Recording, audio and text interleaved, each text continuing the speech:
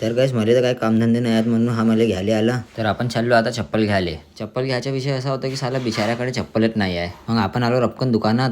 तर काही जेवढं चिकट आहे ना, हा साला पूर्ण चप्पल फाटून गेली तरी पण तेच चप्पल घालत होता.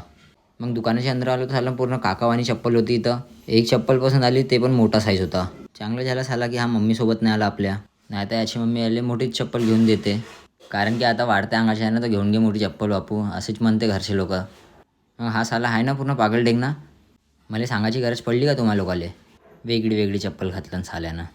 साला ना हसत पण होता, नवीन फॅशन आहे म्हणते हे. मग आपण पण थोडा इकडे तिकडे पाहत होतो की दुकानाच्या अंदर काय आहे करून. आणि हा साला मागून चप्पल हलवत होता.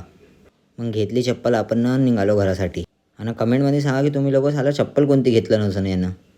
ते तर माझी चप्पल होती 200वाली, सांगच्या नको कोणाले. मग सिद्धा अगल्या दिवशी सकाळी गेली आपली कामठीमध्ये.